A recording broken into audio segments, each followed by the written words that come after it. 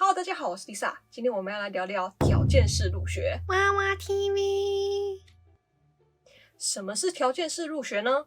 条件式入学顾名思义呢，就是有条件的录取你。一般呢是指申请人在申请学校的时候，托福、雅思、GRE、GMAT 或者是学校成绩等等的，其中有一项或者是多项没有达到学校要求的标准，但是学校还是很希望可以录取你。譬如你体育方面特别优秀，但就是托福成绩可能差了几分，没有到达学校要求的标准。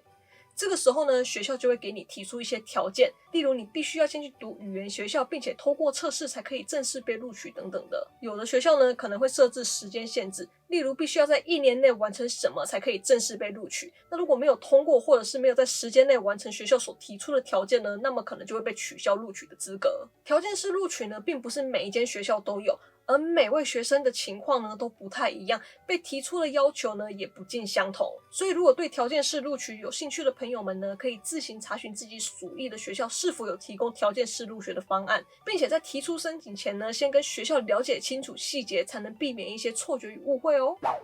好，那说到条件式入学呢，我想到我之前在 Berkeley 有一位数学系的同学就有跟我说过，他是条件式入学的。他的情况是有一点特别，我不确定他这个算不算是条件式入学啦，不过还是跟大家分享一下。他跟我一样是从社区大学转过去 Berkeley 的，但他申请的时候呢，学校一度拒绝了他，原因是他的主修科目有几个还没有完成，所以学校不愿意录取他。不过经过他努力不懈的跟学校沟通，以及说明他未完成的原因，最后学校呢还是决定录取了他，不过要求他要在1年内补完所有未完成的科目。我不确定我这个同学呢是学校拒绝了他，还是他想要主修的科系拒绝了他，因为我跟他没有很熟啦，只是有听他提过而已，并没有深入的去了解。我在想应该是科系吧，因为一般如果是整个学校都不要你的话呢，是不会提早通知你的，只有在一些比较特殊的情况，例如要帮你切换成条件式入学等等的，才会提早通知你让你做决定。我当初申请 UCLA 的时候就是这样子，我记得我是以音乐系去申请 UCLA 的，但他们后来就通知我的 audition 没有通过，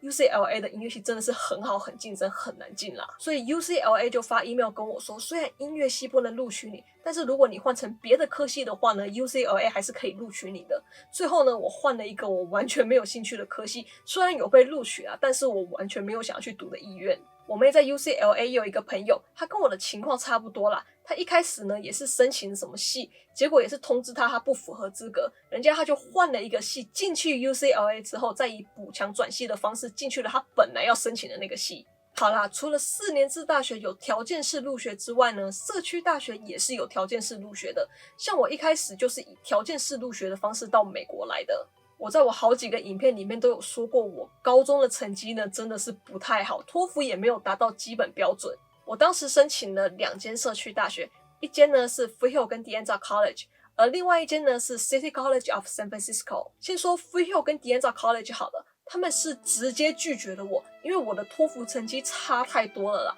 虽然他们也是有条件式入学，不过托福的成绩要在不及格边缘才可以条件式入学。例如及格是60分，而你可能要在55分以上才可以条件式入学，而我的成绩就差太多了嘛，所以就直接被拒绝了。那另外一间 City College of San Francisco 呢，他们是有附属的语言学校，所以他们是先于语言学校录取我，等我通过语言课程之后呢，才能进入他们 City College of San Francisco 的正式课程。条件式录取呢，其实有2种啦，一种呢是会给你条件式的录取通知书，并且给你学校的 I-20， 而学生呢只需要在规定的时间内达到学校的要求，就可以换取正式的录取。另一种呢，则是学校会给你语言学校的 I-20 加学校录取信，而学生只需要完成学校所规定的语言课程后呢，就可以正式进入大学读正式的课程了。